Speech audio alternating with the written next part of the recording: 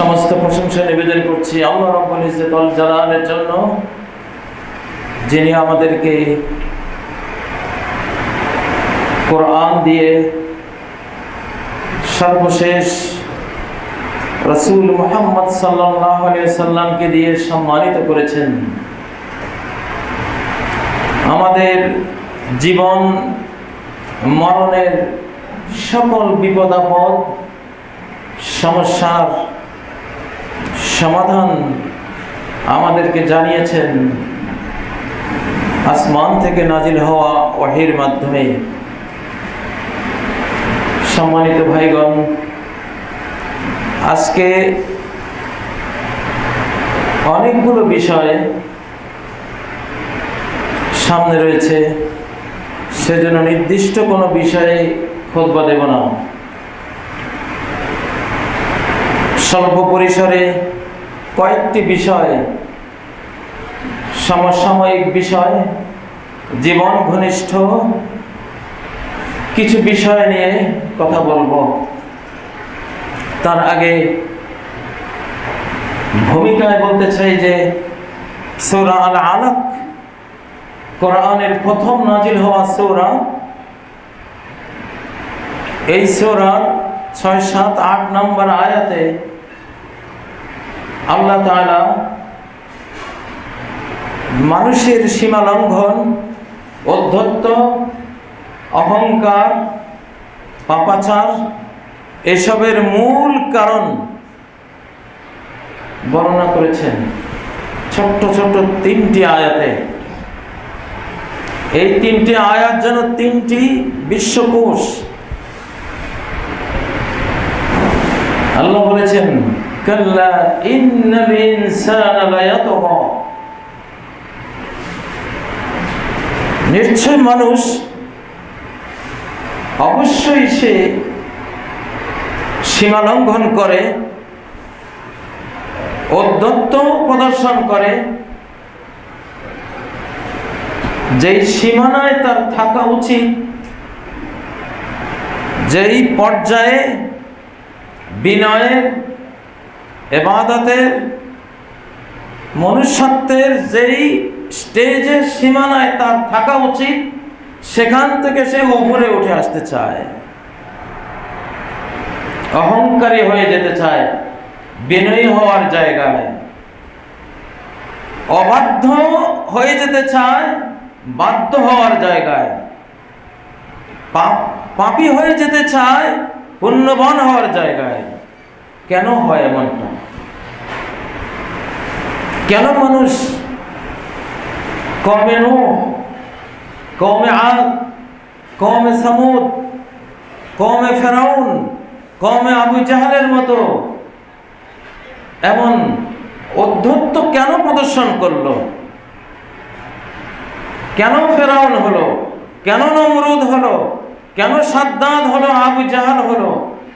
এর মূল কারণটা কি? মূল কারণটা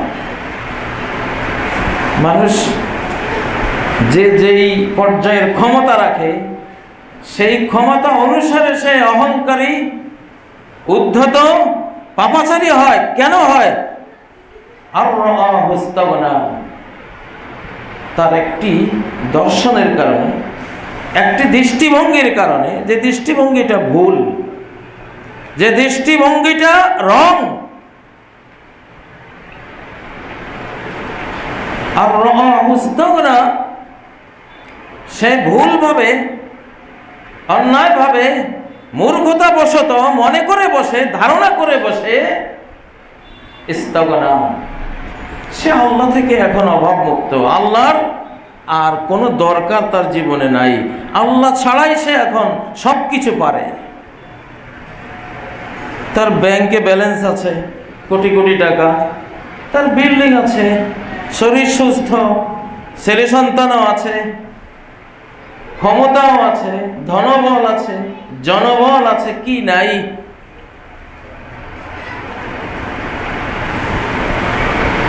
কেউ বড় সম্পদের স্তূপ সঞ্চয় করে ইস্তাগনা, আমি এখন আল্লাহ থেকে অভাব মুক্ত, দরকার নেই।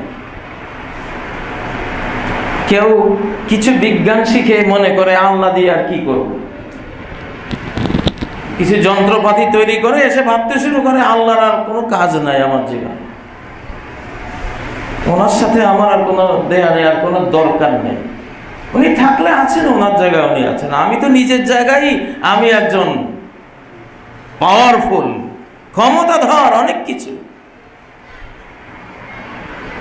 মুসা আলাইহিস সালাম যখন ফেরাউনকে বলল যে তুমি রব্বুল আলামিনের প্রতি ঈমান আনো, ফেরাউন বলল ক্বালা ফিরআউনু ওয়া মা রব্বুল আলামিন, এ মুসা রব্বুল আলামিন আবার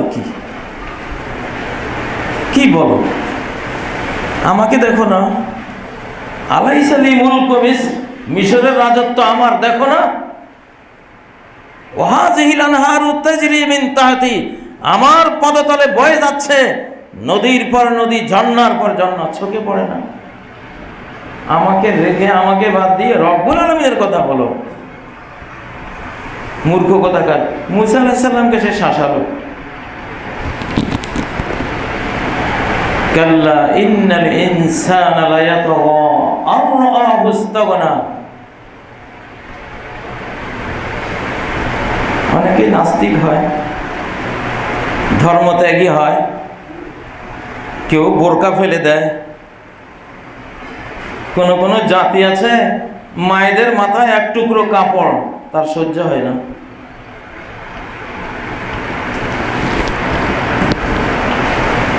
একজন নারীর মাথায় তার সম্ভ্রম, তার ইজ্জতের ভূষণ, এক টুকরো কাপড় যাদের সহ্য হয় না, গোটা ইসলাম তাদের সহ্য হবে? আমরা ভালো করে জানি কখনো হবে না।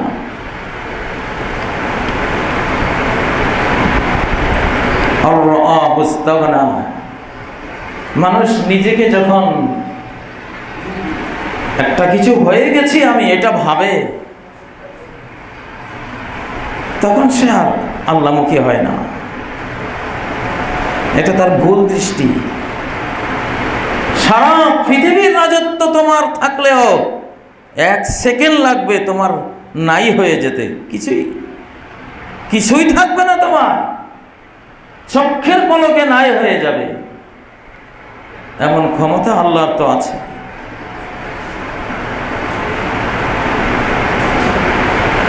ইতিহাসে কত ঘটনা আমরা দেখেছি,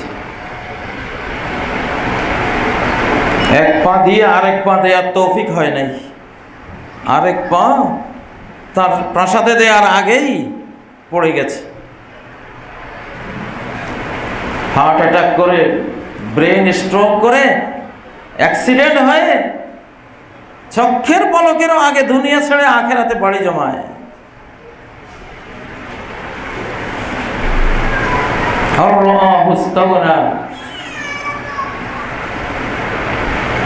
ইন্না ইলা রাব্বিকার রুজা, যখনই মানুষ নিজেকে মনে করে যে আমার আল্লাহর দরকার নেই, তখনই আল্লাহর দিকে রিটার্ন হওয়ার মতো পরিবেশ তৈরি হয়ে যায়, মৃত্যুর পরিবেশ তৈরি হয়, ধ্বংসের পরিস্থিতি চলে আসে। আজকের গোটা পৃথিবী, আমরা মানুষেরা এই পর্যায়ে চলে গেছি, অধিকাংশরাই নিজেরাই এখন দুনিয়ার ভালো মন্দ নিয়ে চিন্তা করি। আল্লাহর কোরআন খুলে দেখার কোনো প্রয়োজন, বিশ্ব যারা চালান তারা কয়জনে মনে করেন, কয়জনে ভাবেন?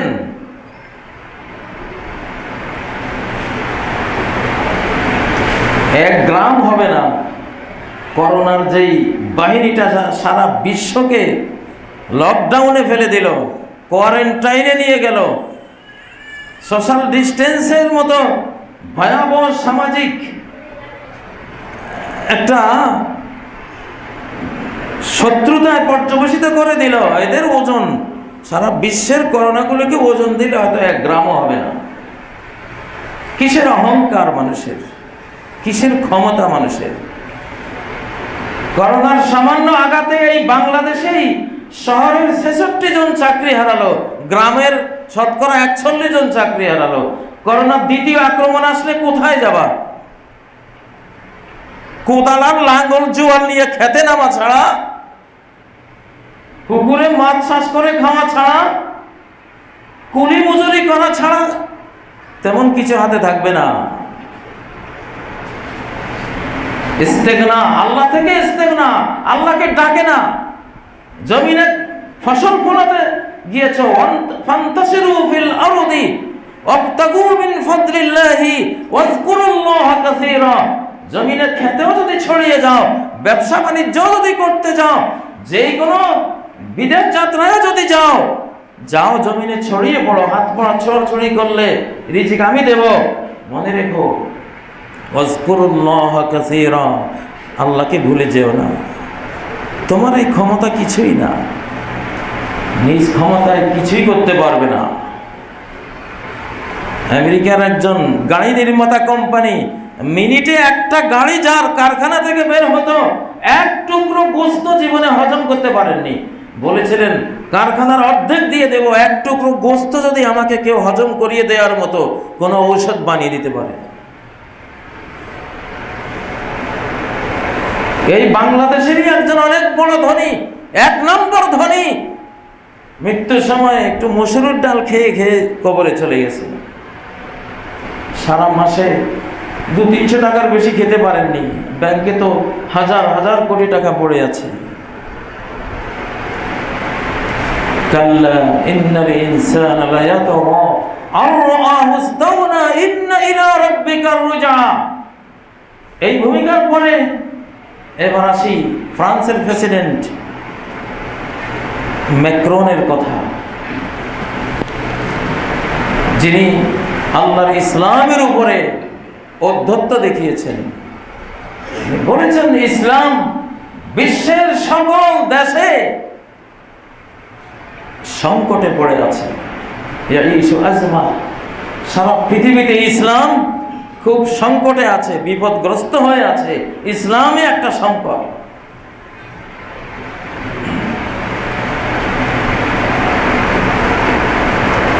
তার কথাটা বলা উচিত ছিল, সারা পৃথিবীতে মুসলিমরা সংকটে পড়ে আছে। মুসলিম এক জিনিস, ইসলাম আরেক জিনিস। ইসলাম হলো আল্লাহর দ্বীন, এটা আল কোরআনে আছে। ইসলাম হলো আল্লাহর দ্বীন, যেটা নবীজির সহি হাজার হাজার হাদিসের মধ্যে বর্ণিত আছে। এর একটি বর্ণ বিসর্গ সংকটে পড়ে থাকে নাই, সংকটে নাই। সূর্য যেমন কোনো সংকটে নাই, ইসলামও কোনো সংকটে নাই। ইসলাম চিরস্থায়ী, অনন্তকালের দিন।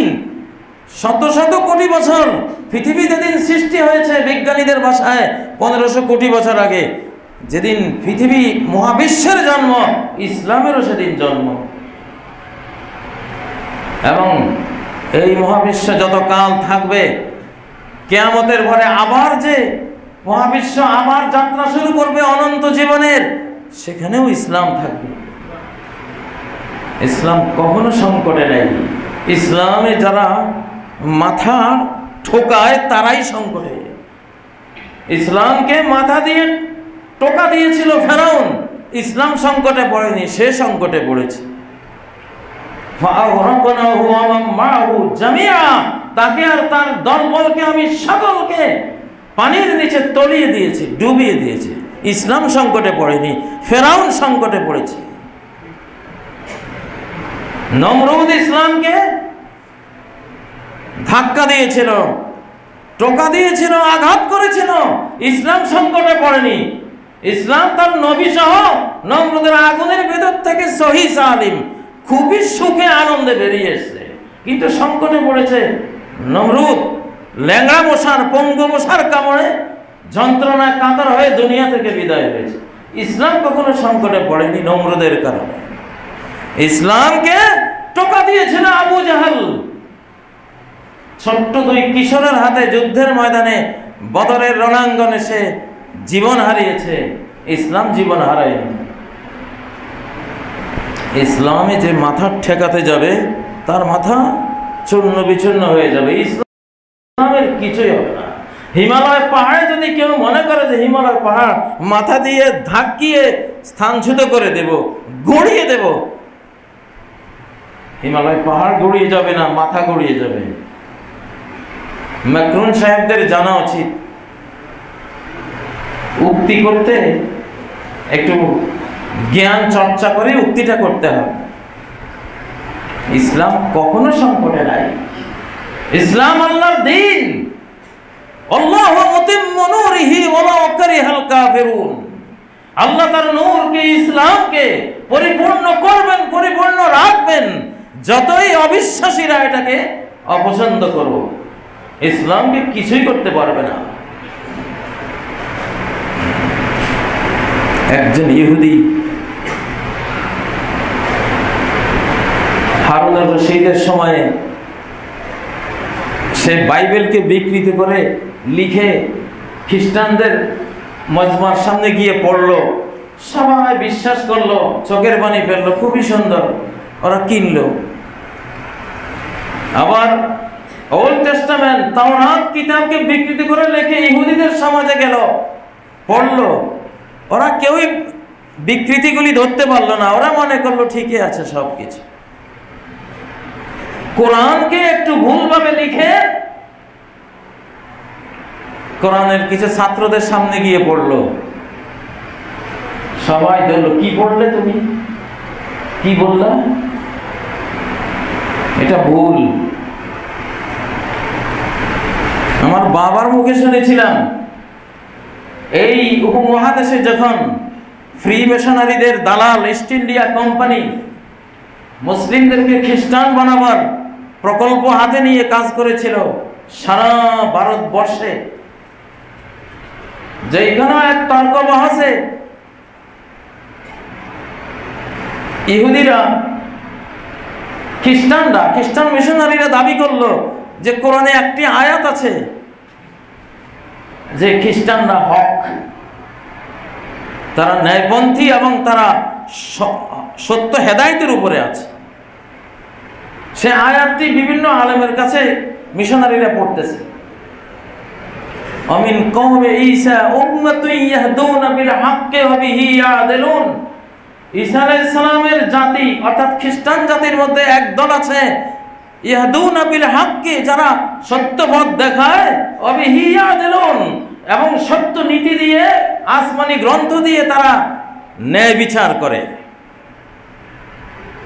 কিছু আলেমরা শুনে হতবাক হয়ে গেল, আয়াত তো ঠিকই, আমিন কওমে ঈসা উম্মাতুন ইয়াহদুনা বিল হাক্কি ওয়া বিহি ইয়াদিলুন।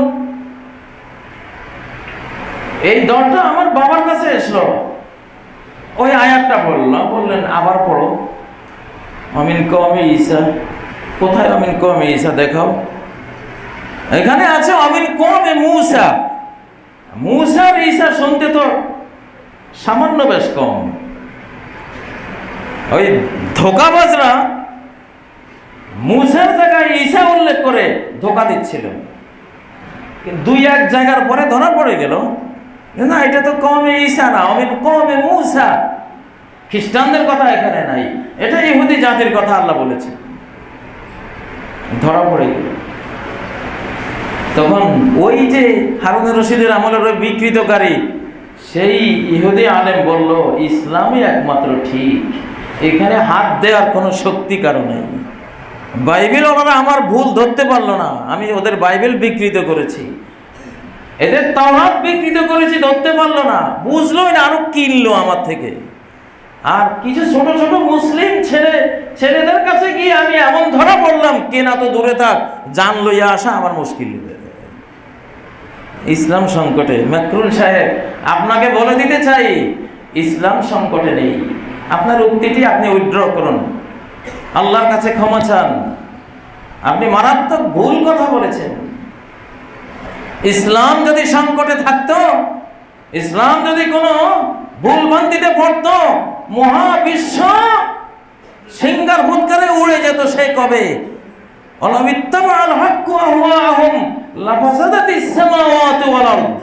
আল্লাহ যদি ওদের মন মতো কিছু নাজিল করে ইসলামকে বিকৃত করে তাদের সামনে উপস্থাপন করতেন, তাদের কুপ্রবৃত্তির অনুকরণ করতেন, আসমান জমিন কবে ধ্বংস হয়ে যেত, বরবাদ হয়ে যেত, সৃষ্টি জগতেই থাকতো না। দেশের প্রেসিডেন্ট এবং পরিচালক হতে হলে সূক্ষ্ম জ্ঞানের অধিকারী হতে হয়। ইসলাম সংকটে নেই।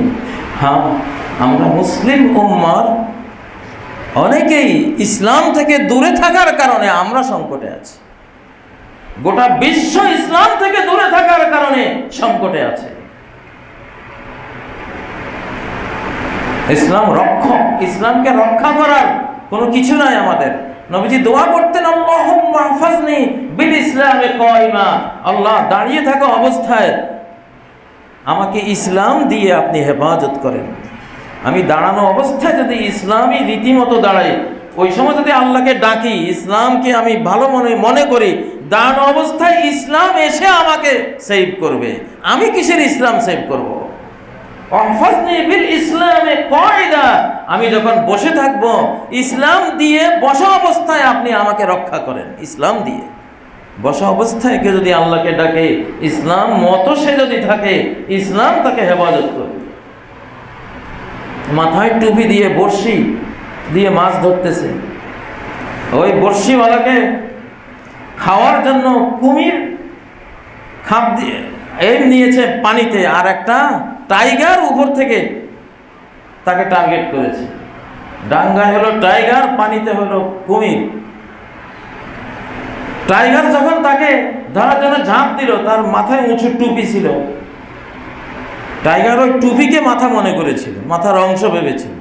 টুপিতে থাবা পড়ে সে আর নিজেকে কন্ট্রোল করতে না পারে পানিতে পড়ে গেছে। যেই পানিতে পড়েছে, সাথে সাথে কুমির ওই টাইগার বাঘটাকে ধরে। তারা এখন যুদ্ধ, আর ওই টুপিওয়ালা দৌড় দিয়ে বাড়িতে চলে গেছে। কে বাঁচালো তাকে? ইসলামের টুপিটা। সে বসা অবস্থায় ছিল। ইসলামের একটা ছোট্ট জিনিস টুপি, তাও এটা কোনো ফরজও নয়, ওয়াজিবও নয়, ব্যবহার করলে ভালো। এই ছোট্ট একটা জিনিস তার জীবন বাঁচিয়ে দিয়েছে। আহফাজনি বিল ইসলামে কায়দা, বসা অবস্থায় ইসলাম দিয়ে আমাকে হেফাজত করে। আহফাজনি বিল ইসলামে রাকিদা, আমি যদি শুয়ে থাকি তাহলে ইসলাম দিয়ে আপনি আমাকে হেফাজত করেন। আজকের মেডিকেল সায়েন্স সাক্ষী যে ইসলামের যে স্বয়ং নীতি, যে কেবলামুখী হয়ে ডান কাত হয়ে অজু করে দোয়া পড়ে শুয়ে যাবে, সুবহানাল্লাহ। কত অজস্র বিপদ থেকে ইসলাম আপনাকে হেফাজত করবে ঘুমন্ত অবস্থায়। তো ইসলামকে আমরা হেফাজত করতে হবে না, কারণ ইসলাম সংকটে পড়ে না, সংকটে পড়ে আমরা নিজেরা।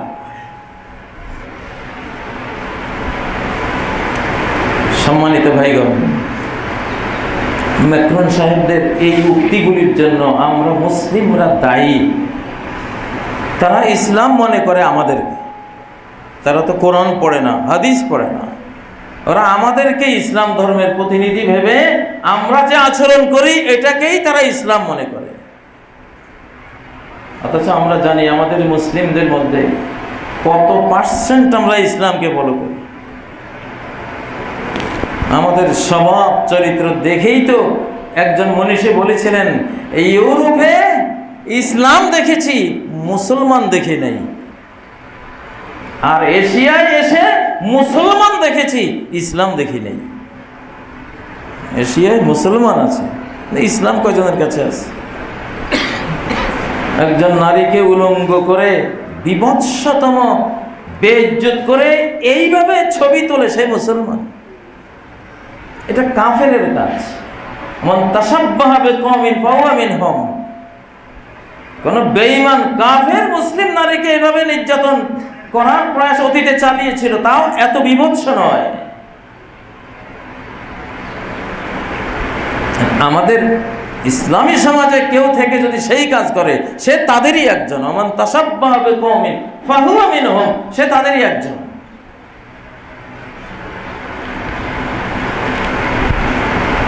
সম্মানিত ভাইগণ, আমার আজকের তৃতীয় বিষয় এটাই, নৈতিক অবক্ষয়। আল ইনহিলালুল খুলুকি, ধর্ষণের যেন বন্যা বয়ে যাচ্ছে। যেগুলো প্রকাশ পায় সেগুলো নিয়েই আমরা হতবাক, অস্থির।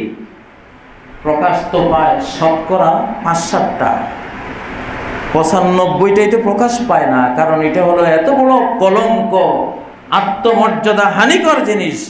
এটাতে যারা আক্রান্ত হয় তারা কখনো এটা প্রকাশ করতে চায় না। যদি সামান্য সম্ভ্রম তার ভিতরে থাকে সেটা প্রকাশ করে না। যেই মহিলাকে নিয়ে সারা বাংলাদেশ তোলপাড় হলো, তিনিও তো প্রকাশ করেননি। 1 মাস পরে ওই সন্ত্রাসীরাই প্রকাশ করলো। তাহলে অপ্রকাশিতই থেকে যায় হাজার হাজার ঘটনা। এই জন্য করোনা আবার আসবে। জুন্দুর রহমান, করোনারা হলো সরাসরি রহমানের বাহিনী, এরা আবার আসবে। সাইক্লোন, এটা মিন জুন্দির রহমান, রহমানের সৈন্যবাহিনী সাইক্লোন।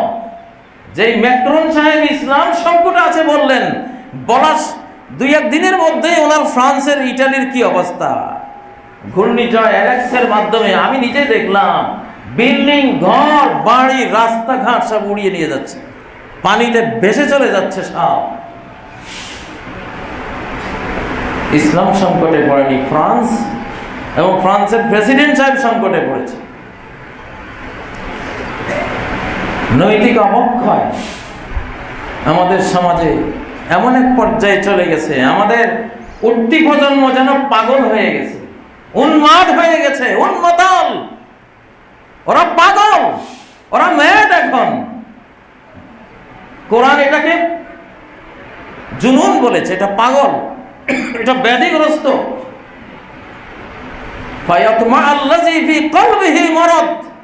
নারীরা একটু নরম ভাষায় কথা বললে, যার অন্তরে জিনা ধর্ষণের রোগ আছে, ব্যাধি আছে, ডিজিজ আছে, সে ধর্ষণের জন্য চিন্তা করে বসবে।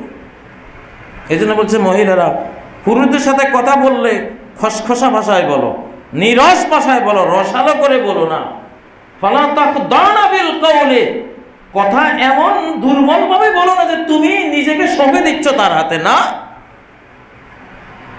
কথাটা পাওয়ারফুল ভাবে বলবা যেন ভয় পায় যে না, সাংঘাতিক মহিলা। কোরআনের শিক্ষা।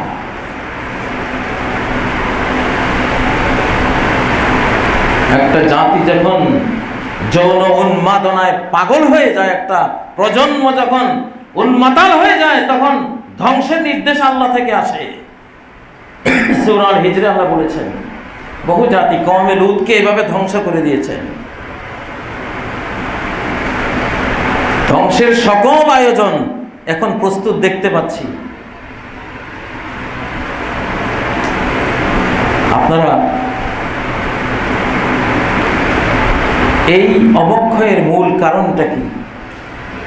একেবারে মূল কারণ হেকিমি স্টাইলে চিকিৎসা করতে হবে।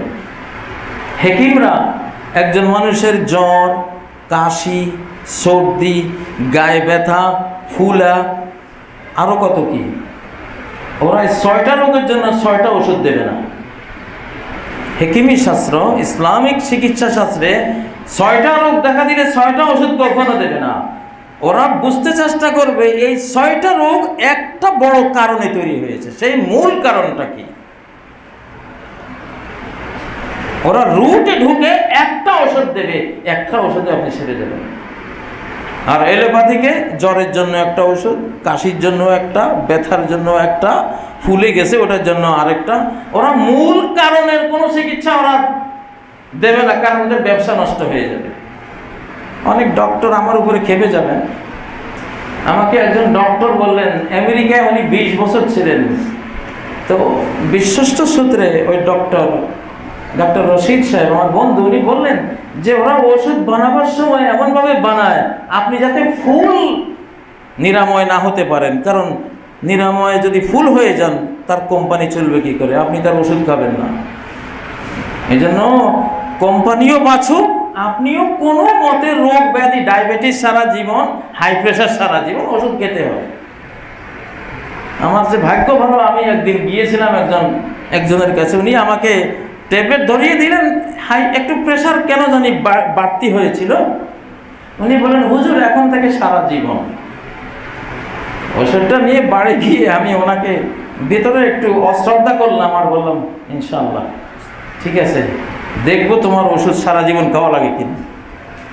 2-3টা ট্যাবলেট খেয়ে ফেলে দিয়ে একটা নারিকেল তেল খেলাম, একবারে নিজেদের তৈরি, যে এই নারিকেল গাছ, এই নারিকেল তেল হরমোনগত ভারসাম্য তৈরি করে গোটা দেহকে এত সুন্দর পরিচালনা করে, দেহের মধ্যে এই জাতীয় সমস্যা তৈরি হয় না। আমি ওর পর থেকে আমি একটা ট্যাবলেটও খাইনি। আমার যেই হাই প্রেশার যখন মাপি 120/80, আলহামদুলিল্লাহ। কিন্তু ওনার কথা বললে আমাকে ট্যাবলেট ধরিয়ে দিয়েছিলেন, কোম্পানি বাঁচাবার ট্যাবলেট। এটা আমি কোনো ডক্টরি শাস্ত্রের দুর্নাম করছি না। পৃথিবীটা এখন অনৈতিক হয়ে গেছে, তো অনৈতিকতা সবখানে ঢুকে গেছে, সবখানে। পৃথিবীতে এমন কোন রোগ নাই যার চিকিৎসা নাই। যারা বলেন নাই তারা মিথ্যুক, তারা মিথ্যাবাদী। নবীজি নিজে বলছেন, বুখারীর হাদিস, মা আনজালাল্লাহু দাআন ইল্লা আনজালা লাহু দাওয়াআন। আল্লাহ এমন কোন রোগ নাজিল করেননি যার কোনো চিকিৎসা নাজিল করেননি। ফাইজা আসাবাদ দাওয়াউ দাআ বারাআ বিইজনিল্লাহ। ঔষধ যদি ঠিকমতো রোগের উপরে পড়ে আল্লাহর হুকুমে ভালো হয়ে যাবে। হাকিম সাহেবরা বলেন, আপনারা সপ্তাহে 4 দিন পাকা পেঁপে খালি পেটে খান, কোনো ডায়াবেটিস থাকবে না। ডায়াবেটিসের 14 গোষ্ঠী সাফ হয়ে যাওয়ার মতো ঔষধ, লতা পাতা, ফল ফলা দিতে আল্লাহ রেখে দিয়েছেন। আলাইকুম বিআলবানিল বাকর ফাইন্নাহা তারুম্মু মিন কুল্লি শাজার। যে তোমরা গাভীর দুধ পান করো, এটা সকল গাছ, ঘাস, তৃণলতা খায়, অতএব লাবানুহা শেফাউন, গাভীর দুধ সকল লোকের শেফা, নিরাময়। যেহেতু সকল পাতালতা ঘাস সে খায়, কোন রোগের কোন ওষুধ কোন পাতাতে আছে, কোন ঘাসে আছে, তার পেটে গেলে তো ওই রোগ সারবে তার দুধ পান করলে। যাই হোক, অন্য বিষয়, চিকিৎসা অবশ্যই আছে। দেহের রোগের চিকিৎসা আছে, মনোরোগের চিকিৎসা ইসলামে আছে, সামাজিক রোগের চিকিৎসা আছে, বৈশ্বিক রোগের চিকিৎসা আছে, সব রোগের চিকিৎসা ইসলামে আছে। এখন আমাদের যে তরুণ প্রজন্মকে আমরা অধিকাংশদের পাগল বানিয়ে দিচ্ছি। আমি একজন বাবার কন্যার কাহিনী শুনেছি। তার কন্যা ক্লাস 9-এর ছাত্রী, এক প্রজন্ম আগে। সাইনবোর্ডগুলি রাস্তা দিয়ে বাবা তার মেয়েকে নিয়ে যেত, যাবার সময় বিভিন্ন সাইনবোর্ডে যা লেখা থাকতো ইংরেজিতে, বাংলায়, বাবা ওগুলি মেয়েকে পড়াতো, মেয়ের জ্ঞান বাড়ত।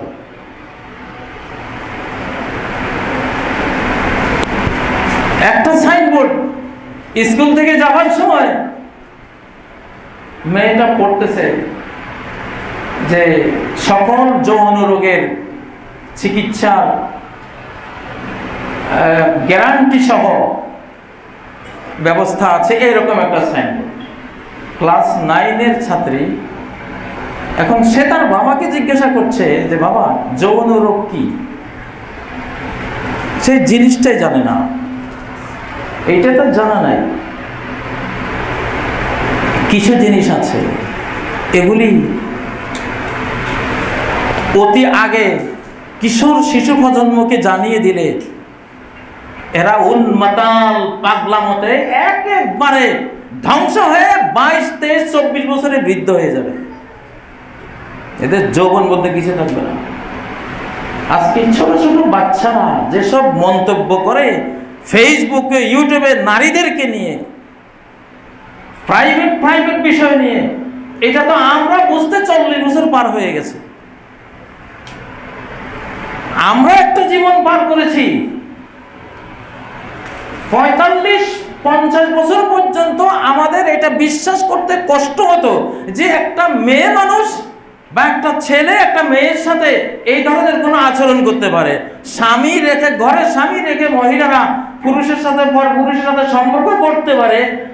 আমাদের জীবনের 45-50 বছর পর্যন্ত এটা আমরা বিশ্বাস করতাম না, কেউ বললে উড়িয়ে দিতাম, এটা কিভাবে সম্ভব। আমরা মা জাতিকে মনে করতাম অসহ্য স্পর্শা। আমি আমার মাকে দেখতাম, জীবনে কোনো দেবর আমার কোনো চাচা, কোনো আমার বাবা গোষ্ঠীর কেউ ওনাকে দেখা তো দূরে থাকুক, ছায়াও কোনোদিন দেখে নাই।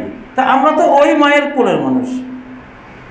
আমরা যে দাদি, যে নারীদেরকে আমরা দেখেছি, আমরা তাদের কাহিনী শুনেছি, তার জমিন রেজিস্ট্রেশন করতে হবে, একটা আঙ্গুলের টিপ দিলে জমিটা তার হয়ে যাবে, দলিল হয়ে যাবে, 1 একর জমি, কোটি টাকার সম্পদ। সে বলল আমার দরকার নেই, আমি পারবো না। পুরুষ মানুষদের সামনে এইভাবে গিয়ে টিপ দিয়ে এটা আমি হবে না। খোরাসান আফগানিস্তান অঞ্চলের বিখ্যাত ঘটনা, স্ত্রী আদালতে মামলা দিয়েছে স্বামীর বিরুদ্ধে যে স্বামী আমার মোহরানা 500 দিরহাম কম দিচ্ছে, বিচারক আপনি আমার মোহরানা ফুল আমাকে দিয়ে দেন। স্বামীও গেল, স্ত্রীও গেল। এখন আদালত যখন বলল, সাক্ষীগণকে বলল, এই স্ত্রীর চেহারা খুলে আপনারা শনাক্ত করুন, শনাক্ত করে রাখুন, কারণ সে যাতে আরেকবার এসে ওনাকে ডিস্টার্ব করতে না পারে। চেহারা দেখে রাখলে আদালত নিশ্চিত থাকবে যে এই মহিলাই নিয়ম। স্বামী বলল, তাই নাকি, আমার স্ত্রীর চেহারা দেখাতে হবে? সে বলল, বিচারক সাহেব, আমার স্ত্রী যে 500 দিরহামের মামলা দিয়েছে, এই নেন 500 দিরহাম আমি আপনাকে দিয়ে দিলাম বিনা বিচারে, আমার স্ত্রীর চেহারাটা খুলবেন না।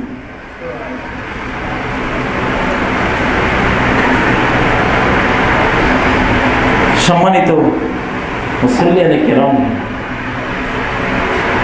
মহিলারা খারাপ হতে পারে বা ছেলেরা এই পর্যায়ের খারাপ হতে পারে, এটা আমরা একসময় স্বপ্নেও কল্পনা করিনি, কিন্তু এখন বিশ্বাস করি। এখন আর আগের মতো অবিশ্বাস করি না, বাস্তবতাতে দেখতে পাচ্ছি। এর মূল 3টা কারণ, এই অবক্ষয়ের মূল 3টা কারণ, অনেক কারণ আছে, মূল 3টা কারণ। 1 নম্বর হলো আজকের মা বাবারা তাদের নিজের ছেলে মেয়েদের জন্য উত্তম আদর্শ হিসেবে আর অবশিষ্ট নেই। মা বাবারা যেন সন্তানের তরবিয়ত শালীন, ইসলামিক, ভদ্র, মানবিক কায়দায় সন্তান গড়ার যে নৈতিক দায়িত্ব তার উপরে আছে জন্মের পরে, মা বাবারা অধিকাংশই যেন এই দায়িত্বটাকে ইস্তফা দিয়ে দিয়েছেন যে এটা আমরা এখন পালন করব না। বাবা তার মোবাইল নিয়ে সারাদিন, মা তার মোবাইল নিয়ে সারাদিন, সন্তান তাদেরটা নিয়ে সারাদিন, এই হলো পরিবার। এরাই প্রকৃত এতিম, সামাজিক এতিম। বাবা হারা এতিম না, বাবা মরে গেলে এতিম হয়, কিন্তু এই যুগে বাবা থেকেও অধিকাংশ সন্তানরা এতিম, বরং বাবা হারা এতিমের চেয়ে বাবাওয়ালা এতিমরা বেশি ক্ষতিগ্রস্ত এবং মিসকিন, অসহায়। ইন্নাল ইয়াতীমাল্লাযী তালকা লাহু উম্মান তাফাল্লাত আওয়ামান মাশগুলা, যে এতিম বাবা হারিয়েছে, বাবা হারিয়ে এতিম নাম তার কপালে জুটেছে, তার জন্য এতিমখানা আছে। সেই এতিমখানায় প্রিন্সিপাল আছে, সেই এতিমখানায় ভাইস প্রিন্সিপাল আছে, সেই এতিমখানায় ভালো ভালো শিক্ষক আছে, শিক্ষিকা আছে, সেই এতিমখানায় তার খাবার দাবার, তার চরিত্র রক্ষার সব আয়োজন করা আছে, সে ভালো আছে। কিন্তু যে ছেলের মাও বেঁচে আছে, বাবাও বেঁচে আছে, তার বাড়িও আছে, সেই ছেলের তো আর আলাদা কোনো প্রিন্সিপাল নাই, ভাইস প্রিন্সিপালও নাই, শিক্ষকও নাই, তার নৈতিকতা রক্ষার আর কে আছে? তার কপালে জুটেছে কাজের বুয়া, গৃহ পরিচারিকা। মা চলে গেছে চাকরিতে, বাবা তো চাকরিতে যাবে, ব্যবসায় যাবে, অথবা ঘরে এসে দুইজন দুই জগতে ব্যস্ত, ছেলে মেয়েদের কে খোঁজ খবর নেয়? আক্ষেপ আমাদের জন্য, আমাদের মা বাবারা দায়িত্ব থেকে ইস্তফা দিয়েছে, এখন আর সন্তান লালন পালনের দায়িত্ব মা বাবার নাই।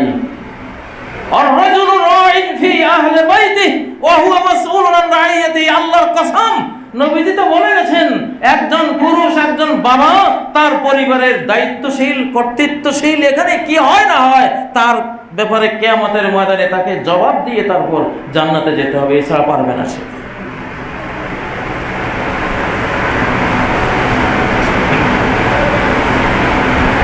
এই জন্য মূল প্রথম বড় কারণ হলো, জাতিসংঘ যেমন বলছে, ভালো বাবা ভালো পিতা এখন আর পাই না আমরা সমাজে। আসলে তো আমরাই দেখি, একটা মেয়ে মায়ের সাথে খুব দুর্ব্যবহার করে, তো তাকে যখন সার্চ করা হলো যে কেন তুমি মায়ের সাথে এত দুর্ব্যবহার করো, আমার জীবনে আমার মায়ের কি অবদান আছে? আমাকে লালন পালন করেছে কাজের বুয়া, গৃহপরিচারিকা, আমি সদ্ব্যবহার করলে কিছু তার সাথে করব। আমার মা তো জীবনে কোনোদিন আমার কোনো খোঁজখবরই রাখেননি, উনি ওনার জগতে ব্যস্ত। এই হলো 1 নম্বর কারণ আজকের তরুণদের এই অবক্ষয়ের পেছনে। 2 নম্বর কারণ, আমরা আমাদেরকে যিনি সৃষ্টি করেছেন, সৃষ্টিকর্তা আল্লাহ রাব্বুল আলামিন, আমরা কিভাবে কোথায় কোন আচরণ করলে আমাদের সমাজ সুন্দর থাকবে, দুনিয়াটাই একটা জান্নাত হয়ে যাবে, যে সুন্দর বিধিবিধানগুলো তিনি নাজিল করেছেন, আমরা সেগুলোকে দূরে, কত দূরে ছড়ে ফেলে দিয়ে আমরা হারিয়ে গেছি। কোরআনের সাথে কোনো দেখা নেই। মুরু আওলাদাকুম বিসসালাতি ইযা বালাগু সাবআন, সন্তানের বয়স 7 বছর হলে সালাতের নির্দেশ দাও, মসজিদে নিয়ে যাও, সালাত পড়াতে শুরু করো। অদ্রিবুহুম আলাইহা ইযা বালাগু আশরান, সালাত না পড়লে শাসন করো যখন 10 বছরে পা দিবে। 9 বছর শেষ, 10 বছরে পা দিয়েছে, সালাত পড়ে না, মুসল্লি হয় নাই, ছেলে সালাত পড়ে না, মেয়ে সালাত পড়ে না, শাসন করো। ফাররিকু বাইনাহুম ফিল মাদাজি, ভাই বোন 9 বছর পার হলেই আর একসাথে শুতে পারবে না, মা ছেলের সাথে শুবে না, বাবা মেয়ের সাথে শুবে না। রক্ত মাংসের গড়া মানুষের পিছনে ইবলিস লাগানো আছে, ইবলিস মিসগাইড করার সর্বশক্তি নিয়োগ করবে।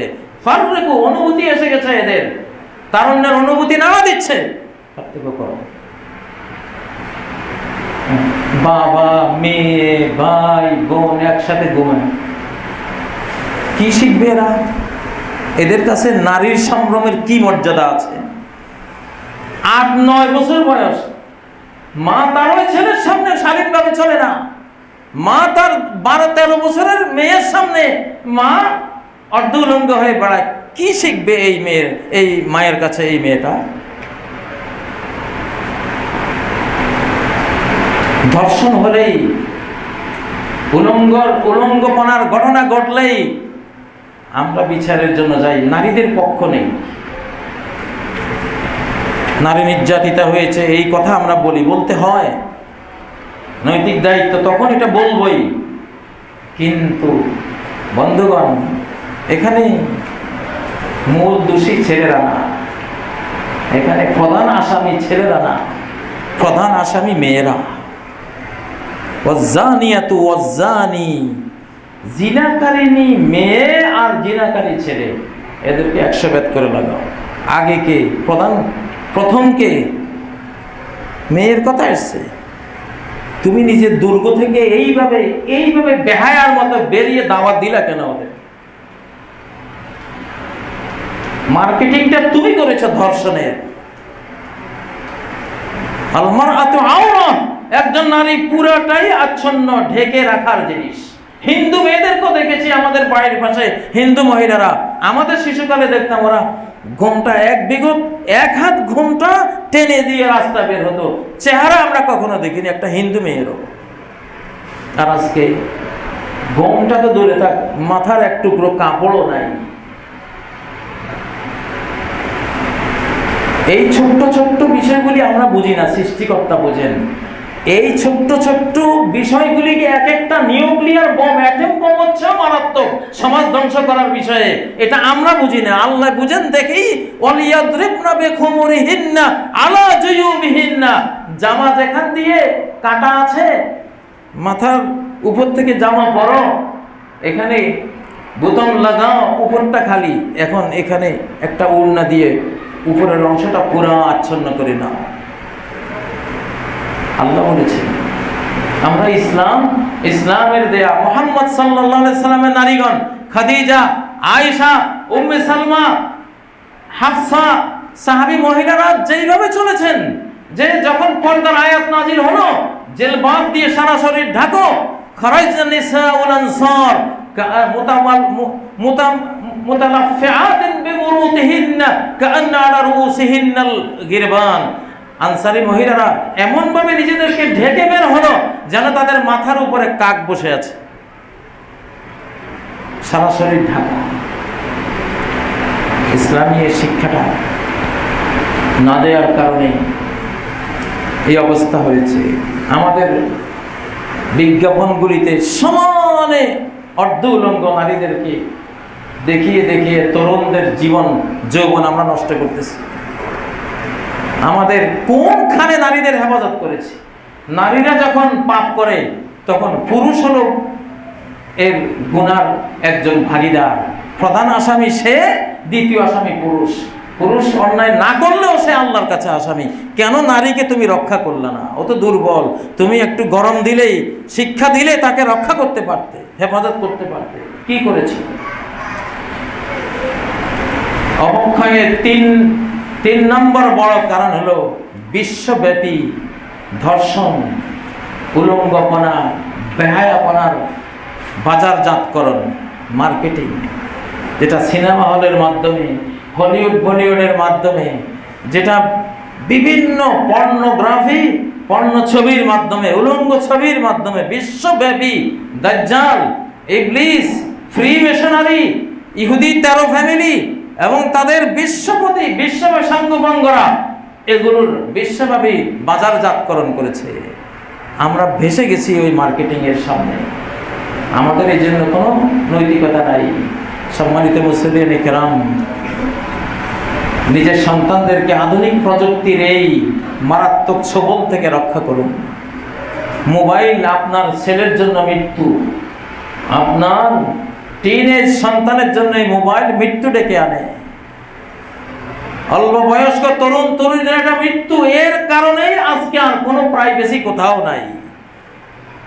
যার প্রয়োজন নাই তাকে কেন মোবাইল তুলে দেবেন? তুলে দিলেও কেন কন্ট্রোলের বাইরে যেতে দেবেন? কেন রাখালি করবেন না? কেন আপনি সেখানে পর্যবেক্ষণে রাখবেন না? আপনার কি দায়িত্ব নাই? অবশ্যই আছে।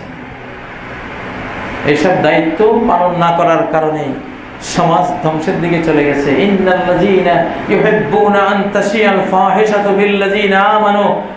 ঈমানদার সমাজে অন্যায়, পাপাচার, বেহায়াপনা ছড়িয়ে পড়াকে যারা ভালোবাসে, যে জাতি এটা ভালোবাসে, লাহুম আযাবুন আলীমুন ফিদ দুনিয়া ওয়াল আখিরাহ। এদের জন্য কঠিন শাস্তি রয়েছে দুনিয়াতেও আখিরাতেও। দুনিয়াটা আজকে পেয়ে যাচ্ছি আমরা। আজকে কারো মেয়ে আর নিরাপদে নাই। কে কোথায় কখন আক্রান্ত হয় এর শাস্তির বেত আমাদের মাথার উপরে জ্বলছে। আর আখিরাতে এটা তো আছেই।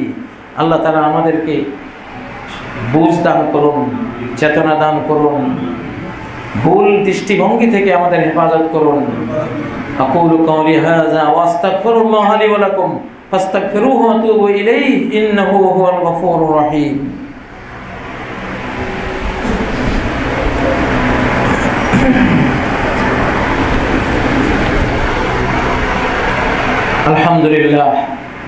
আলহামদুলিল্লাহ রাব্বিল আলামিন আল্লাযী নাযালাল ফুরকানা আলা আবদিহি লিয়াকুনা নাযীরান ওয়া বাশীরান লিল আলামিন।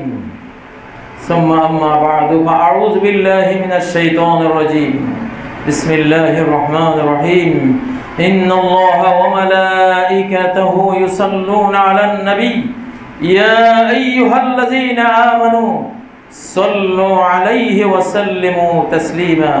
আল্লাহুম্মা সাল্লি ওয়া সাল্লিম ওয়া বারিক আলা আবদিকা ওয়া হাবিবিকা মুহাম্মদ ওয়া আলা আলিহি ওয়া সাহবিহি আজমাইন। আল্লাহুম্মা সাল্লি আলা মুহাম্মদ ওয়া আলা আলি মুহাম্মদ কামা সাল্লাইতা আলা ইব্রাহিম ওয়া আলা আলি ইব্রাহিম ইন্নাকা হামিদুম মাজিদ। আল্লাহুম্মা বারিক আলা মুহাম্মদ ওয়া আলা আলি মুহাম্মদ কামা বারাকতা আলা ইব্রাহিম ওয়া আলা আলি ইব্রাহিম ইন্নাকা হামিদুম মাজিদ। أعوذ بالله من الشيطان الرجيم وإن هذه أمتكم أمة واحدة وأنا ربكم فاعبدون وأنا ربكم فاتقون। সম্মানিত মুসল্লিয়ানে কেরাম, অনেক কঠিন বিপদের ঘন ঘটা আমাদের মাথার উপরে, যুদ্ধ, মহামারী, দুর্ভিক্ষ ধেয়ে আসছে, মৃত্যু আর মৃত্যুর মিছিল ধেয়ে আসছে। মুসলিম উম্মার এখন প্রয়োজন, সবচেয়ে বড় প্রয়োজন, সবচেয়ে বৃহত্তর প্রয়োজন তাদের ঐক্যবদ্ধ থাকা। কালেমা পড়েছে, তার জন্য আমার 7 খুন মাপ। আজকে ইরানের মতো দেশ তুরস্কের সাথে, মুসলিম বিশ্বের যাদের সাথে তাদের মতের মিল নেই, আজকে এক হওয়ার প্রয়াস চালাচ্ছে। আলহামদুলিল্লাহ। মুসলিম যদি, কোন মুসলিম সদস্য যদি আরেক মুসলমানের বিরুদ্ধে কাফেরের সাথে দাঁড়ায়, তাহলে তার ইসলাম ভঙ্গ হয়ে যায়, সে আর মুসলিম উম্মার সদস্য থাকে না।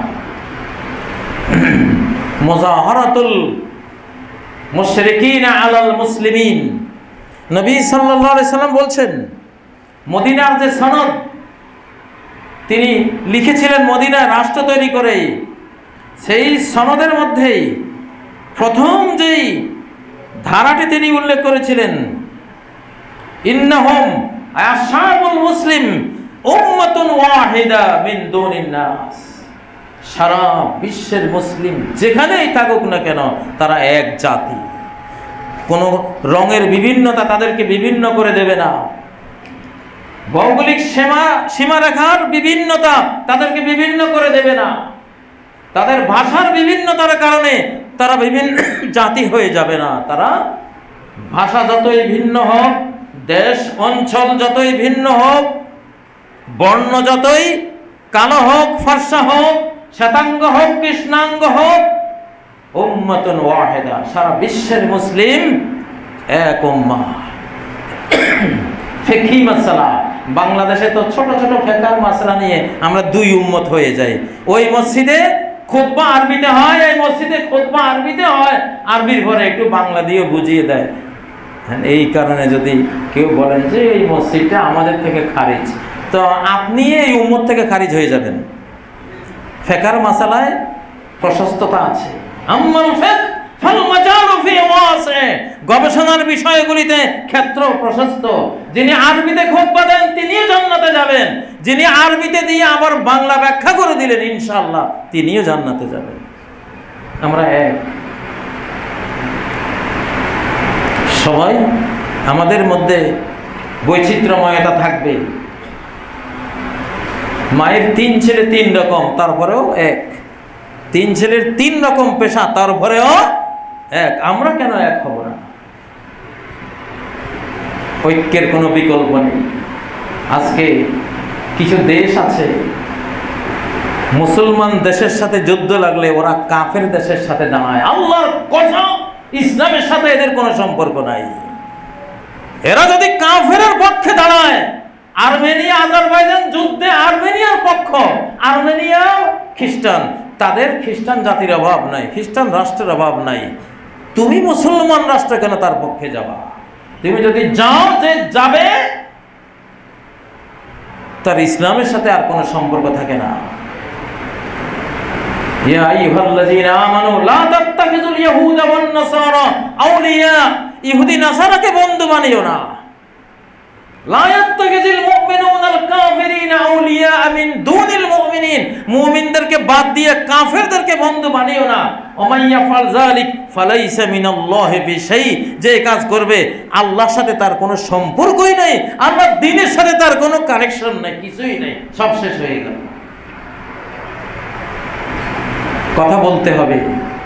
আজকে কখন কি হয়, আমরা বাংলাদেশে আছি, আমরা যে খুব ভালো আছি এটাও না। সারা বিশ্বের মুসলিমদের বিরুদ্ধে ষড়যন্ত্রের জাল বিছানো হয়েছে। এই জন্য এক উম্মাহ, বাংলাদেশে যত মত, যত পথ, যত দল, যত তরিকা, যত মাযহাবের যত কিসিম মুসলমান আছে, সব এক। সব কি? কেন এক? লা ইলাহা ইল্লাল্লাহ আমরা কেউই অস্বীকার করি না, আমরা সবাই কালেমাকে ভালোবাসি।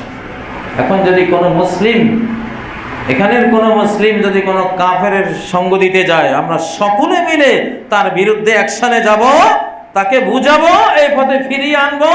না আনলে যেইভাবে সরকারিভাবে জাতীয়ভাবে অ্যাকশনে যেতে হবে, এটা ফরজ জাতীয়ভাবে। ফাকাতিলুল্লাতী তাবগী হাত্তা তাফিয়া ইলা আমরিল্লাহ।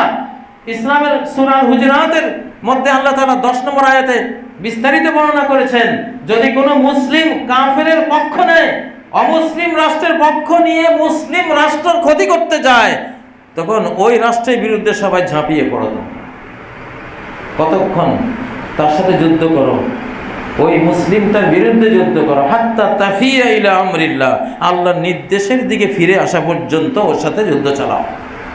যখন চলে আসবে ফাইজা ফাআত, ফিরে আসে, বাস যুদ্ধ শেষ, সে তোমাদের ভাই, এবার বুকে জড়াও।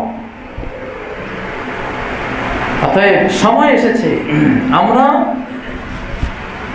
কাফেরের ব্যাপারে কঠিন থাকবো, মুমিনদের ব্যাপারে আমরা নরম থাকবো। আশিদ্দাউ আলাল কুফার রুহামাউ বাইনাহুম। ম্যাক্রন ইসলামকে আঘাত করেছে, আমরাও আমাদের কথা দিয়ে তাকে ছেড়ে দেব না।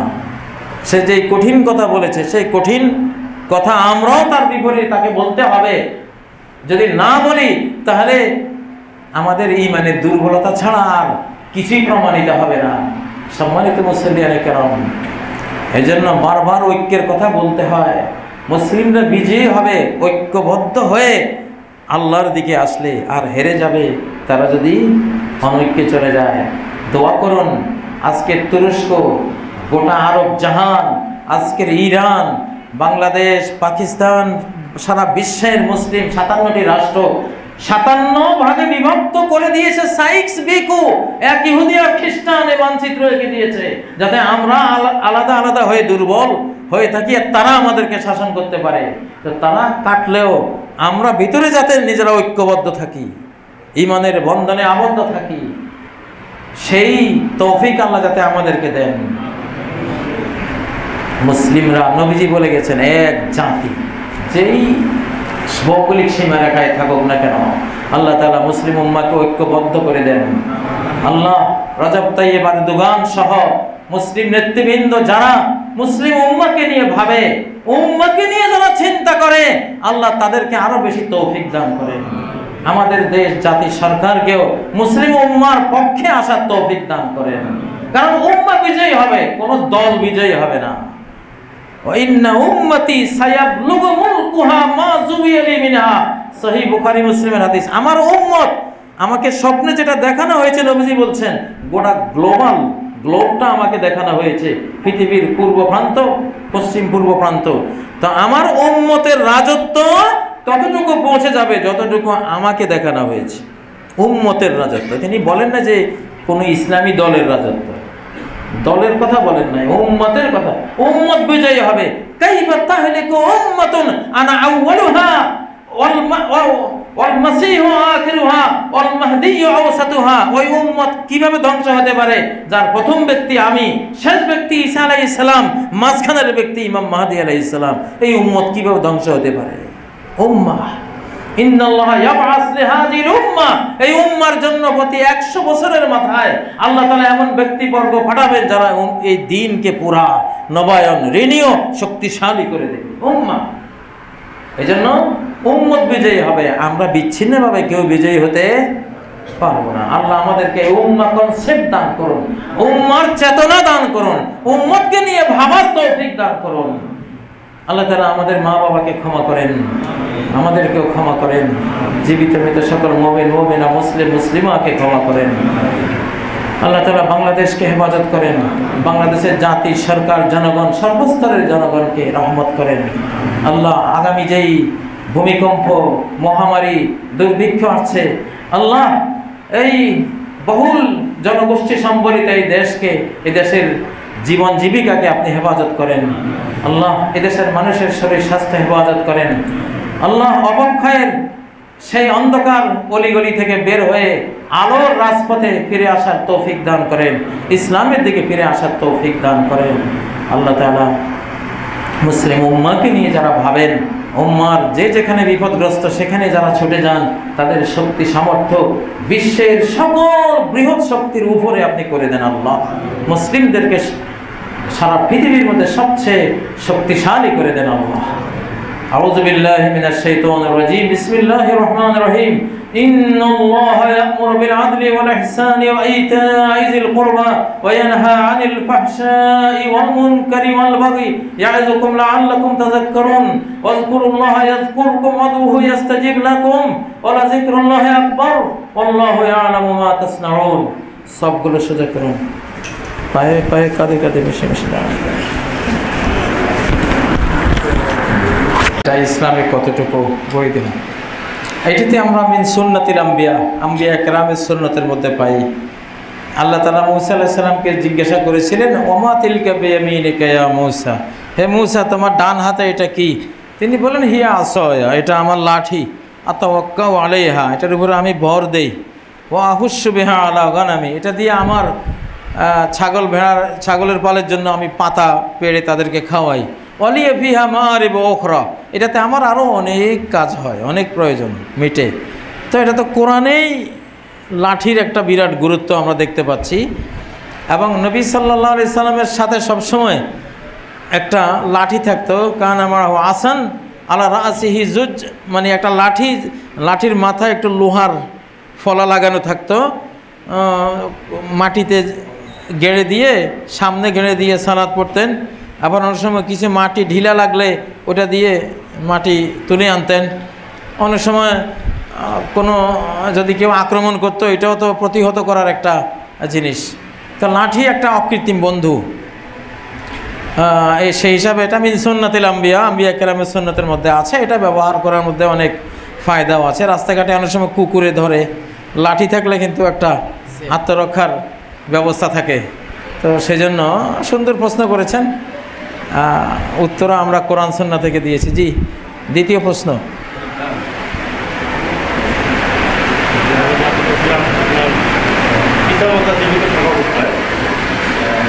ছেলেমেয়ে যদি রিলেশন করে তাদেরকে না জানিয়ে বিয়ে করে, এটা ইসলামের যুক্তিসঙ্গত বা সাপোর্ট করে এক।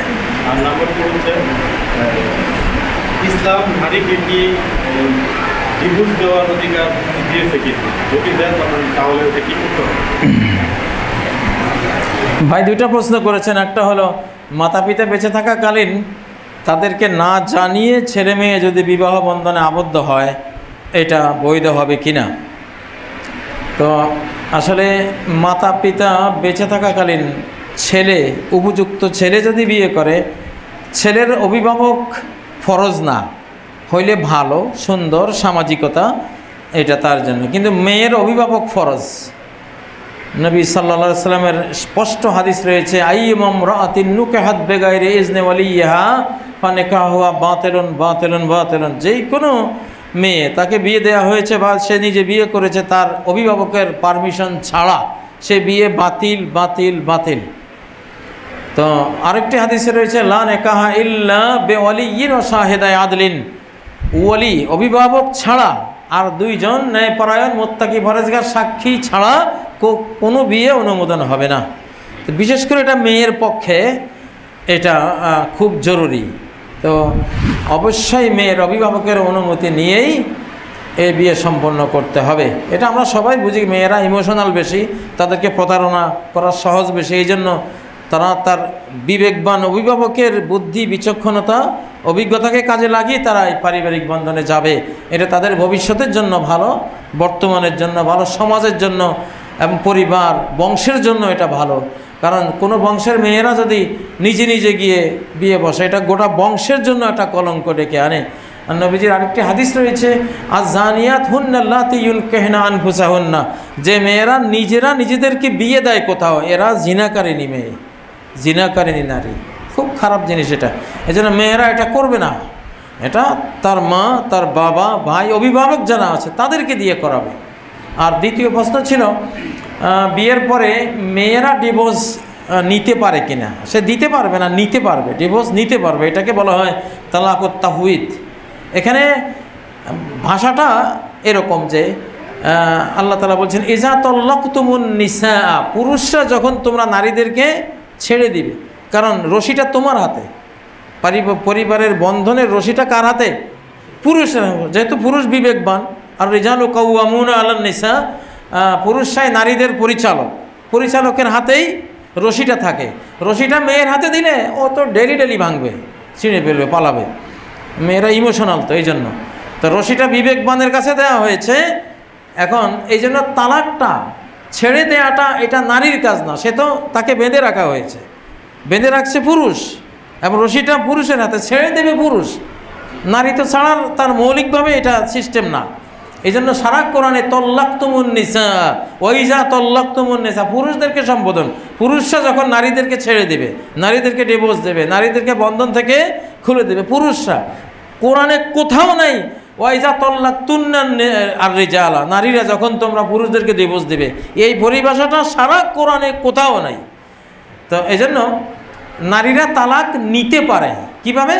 পুরুষের কাছ থেকে তালাকুত তাফউইজ বলা হয় এটাকে, আমাদের কাবিননামায় লেখা থাকে যে আমি যদি, পুরুষ নিজে বলবে, আমি যদি এই শর্ত এগুলি লঙ্ঘন করি, ভরণ পোষণ না দেই, সঙ্গ না দেই, ইত্যাদি ইত্যাদি, যে শর্তে বিয়েটা হয়, তাহলে তুমি নিজেকে নিজে তালাক দিয়ে আমার থেকে ছুটে যেতে পারবে। এটাকে আরবিতে বলে তালাকুত তাফউইজ, তফিজ তালাক। তা এইটা তার ক্ষমতা আছে, সে নিতে পারে তালাক। পুরুষ যদি তাকে অথরাইজ করে, স্বামী যদি তাকে অথরাইজ করে, ক্ষমতা অর্পণ করে, তাহলে নিতে পারবে। আর স্বামী যদি দিতে না চায় কিন্তু শর্ত লঙ্ঘন করে, তাহলে আদালতে গিয়ে সে নিজে তালাকটা নিতে পারবে বিচারকের রায় নিয়ে। এই সুযোগগুলো আছে, এগুলো বিস্তারিত আসলে যখন কোনো ঘটনা ঘটবে তখন আপনারা জানবেন। জি, ইসলামিকভাবে সিস্টেম আছে। জি, 3 নম্বর প্রশ্ন। বাচ্চাদের যে আকিকা, আমাদের আগে মুরব্বীরা কোরবানির সময় আকিকা দেওয়া যায়, এটা কীভাবে দেওয়া সিস্টেম? আকিকার মূল সুন্নাহ হলো আনিল গোলামে শাতানে মুতাকাফিয়াতান, শিশু যদি ছেলে হয় 2টা সমবয়স্ক ছাগল, তার থেকে আকিকা দিতে হবে। অনিল জারিয়াতে শাতান, মেয়ে হলে 1টা ছাগল খাসি দিতে হবে, মেয়ের জন্য 1টা, ছেলের জন্য 2টা। এটা এখানে খাসি, ছাগল, ভেড়া, দুম্বা এগুলোর কথা হাদিসের মধ্যে এসছে, গরুর কথা, উটের কথা কোথাও নাই। সাহাবায়ে কেরাম কেউই গরু দিয়ে, উট দিয়ে আকিকা করেন নাই। এই ব্যাপারে একটা ঘটনা আছে, হযরত আয়েশা সিদ্দিকার রাদিয়াল্লাহু তাআলা আনহা, ওনার ভাতিজা আব্দুর রহমানের ছেলে হলো, ভাই আব্দুর রহমানের ছেলে হলো, তো ওনাকে একজন বলল যে ওকে আনহু বেজাজুর, একটা উট দিয়ে তার আকিকা করো। হযরত আয়েশা বলেন মাআযাল্লাহ, আল্লাহর কাছে পানা চাই, এটা তো সুন্নতের মধ্যে নাই। নবী সাল্লাল্লাহু আলাইহি সাল্লাম হাসান হোসেন সহ যাদের আকিকা করেছেন খাসি দিয়ে করেছেন, দুম্বা দিয়ে করেছেন, ভেড়া, ছাগল এগুলো দিয়ে করেছেন, উট গরু দিয়ে এটা করেননি। এমনকি জানের বদলা জানের সূচনা যেখান থেকে, যে ইসমাইল আলাইহিস সালামকে জবাই করার যে হুকুমটা এসেছিল, সেখানেও তো ওনার জানটা হেফাজত করা হয়েছিল কোনো গরু উট দিয়ে না। ও ফাদাইনাহু বিযিবহিন আযীম, একটা দুম্বা দিয়ে, দুম্বা জবাই করে ইসমাইলের জবাইকে রহিত করা হয়েছে। ইসমাইলের জান বাঁচিয়ে দেওয়া হয়েছে একটা দুম্বার জানের বদলে, তো জানের বদলে জান। তো এখানে এইসব ক্ষেত্রে আকিকাটাও ছোট্ট শিশুর জানটা রক্ষার জন্য ছোট্ট পশু, ইসলামে এটাই সিস্টেম দেয়া আছে। এখন বাকি মাসালা হলো গরু দিয়ে কেউ করে ফেললে, উট দিয়ে করে ফেললে হবে কি না। ওলামাদের একদল বলেছেন হবে না, এটা এখন গবেষণার বিষয় হয়ে গেল। একদল বলেছেন হয়ে যাবে কোনো মতে, মানে খুব দুর্বল, হওয়া না হওয়ার মধ্যে দুলবে আর কি, এটা হতেও পারে নাও হতে পারে। কিন্তু ছাগল খাসি দিয়ে দিলে কমপ্লিট কনফার্ম এটা হলোই, সন্দেহ নেই আর। জি, 4 নম্বর প্রশ্ন।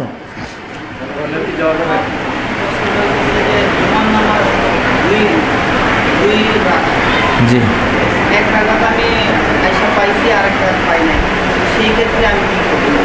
হ্যাঁ, যেটা ফামা আদরাকতুম ফাসাল্লু ওয়া ফাতাকুম ফাতিমু, যেটা পেয়ে গেলেন সেটা তো পড়লেনই, আর যেটা ছুটে গেল এটা পরে কমপ্লিট করে নেবেন, আর 1 রাকাত পড়ে সালাম ফিরাবেন। হ্যাঁ, জি, সুযোগ আছে। জি, 5ম প্রশ্ন। কথাটা শোনা যাচ্ছে না। বর্তমান পরিস্থিতিতে জি, বাংলাদেশে যেরকম এখন বর্তমান পরিস্থিতি আছে, আগে যে বেশি ছিল বর্তমানে কমছে মনে হচ্ছে আর কি। এই পরিস্থিতিতে আমাদের তো সমাবেশ এরকম থাকা নিষেধ, থাকলে হতে পারে আর কি, এখন আমরা যদি কেউ এটা ভেবে মসজিদে যদি না আসেন, বাড়িতে যদি সালাদ আদায় করে, তাহলে তার আমাকে জবাব। আর একটা হলো, যদি মসজিদে কেউ আসে এবং এসে যদি মাস্ক ব্যবহার করে নামাজ পড়ে, মসজিদে তো নামাজ পড়ার সময় তো মাস্ক মুখ খোলা রাখার কথা, যেহেতু নারীদের বেলায় খোলা রাখার কথা, আমাদের বেলায় তারা খোলা রাখার কথা, এবং সেটা মাস্ক ব্যবহার করে যদি কেউ পড়ে, তাহলে তার সেটা কি হবে? এটা কোরআনে আল্লাহ মূল নীতি একটা দিয়ে রেখেছেন, ফমানি তুররা গয়রা বাগিন ওয়ালা আদিন ফালা ইসমা আলাইহি। কেউ যদি নিরুপায় হয়ে যায়, এখন মাস্ক না লাগালে সমস্যা, তাই না? সামনে যদি হেলমেট লাগাইতে হয়, না লাগালে সমস্যা, একটু দূরে দূরে না দাঁড়ালে সমস্যা, ফিজিক্যাল ডিস্টেন্স রাখতে হচ্ছে। আল্লাহ বলছেন ফমানি তুররা, কেউ যদি নিরুপায় হয়ে যায় ফালা ইসমা আলাইহি, তার কোনো গুনাহ নাই, তবে শর্ত হলো সে নিজে সীমা লঙ্ঘন করতে চাচ্ছে না, নিজে এই অন্যায়টা খামাখাই তার উপায় আছে, সে অবস্থায় করতে চাচ্ছে না, নিরুপায় হওয়ার কারণে সে করতে চাচ্ছে, তো এরকম হইলে ফালা ইসমা আলাইহি, কোনো গুনাহ নাই। এই জন্যই মুসলিম বিশ্বে এটার উপরে আমল আছে, যেহেতু আল্লাহ নিজে বলেছেন। এটা ইসলামী আইনশাস্ত্রের কায়দা যে ইন্নামাল মাহাজুরাত তুবিহুল মাহাজুরাত, যে কোনো ওজোর, শরীর ওজোর যদি থাকে তাহলে নিষিদ্ধ কাজগুলো তখন আর নিষিদ্ধ থাকে না ওজোরের কারণে। যেমন শুয়ে নামাজ পড়া নিষেধ, দাঁড়াতে হবে। এখন আপনি অসুস্থ, আমি অসুস্থ, লা কাদ্দার আল্লাহ, কী করব? শুয়ে পড়তে হবে। এখন শোয়াটা কেন বৈধ হলো? ওজোরের কারণে, তার সমস্যার কারণে, এই আর কি। আল্লাহ তাআলা আমাদের তৌফিক দান করুন। 5টি প্রশ্ন শেষ আজকে, আর না 5-এর বেশি আর নেব না ইনশাআল্লাহ, পরবর্তী জুমায়। জি, মনে করে ও হ্যাঁ, মসজিদে না এসে ঘরে হ্যাঁ পড়া উত্তম। হ্যাঁ, তবে সেটা যেন শর্ত হলো এই এলাকায় রানিং করোনা মহামারী চলছে কিনা, চারদিকে এরকম আক্রান্ত হওয়ার খবরাখবর পাওয়া যাচ্ছে কিনা। কোথাও আক্রান্ত হওয়ার খবর নাই, ওই অবস্থায় মসজিদে আসেন। আর যদি খবর পাওয়া যাচ্ছে যে না আক্রান্ত হচ্ছে আশপাশে, তখন আপনি সেফে থাকবেন, ঘরে পড়বেন, কোনো সমস্যা নেই। আল্লাহ নিজে সূরা ইউনূসের 87 নম্বর আয়াতে বলেছেন ওয়াজআলু বুয়ুতাকুম কিবলা, তোমাদের ঘরকে মসজিদ বানাও। এটা মূসা আলাইহিস সালামকে আর হারুন আলাইহিস সালাম বলেছিলেন যখন বাইরে সমস্যা ছিল, তো তখন তো এই হুকুম রয়ে গেছে এখনও। আমরা সংকটকালে আমরা ঘরকে মসজিদ রূপে ব্যবহার করতে পারবো ইনশাআল্লাহ। আচ্ছা হুজুর, একটা বিষয়, আমি আকিকা দিয়ে ফেলছি, জি, গরু দিয়ে, এখন কি আমার আবার দিতে হবে? মন চাইলে দিতেও পারেন, দেওয়া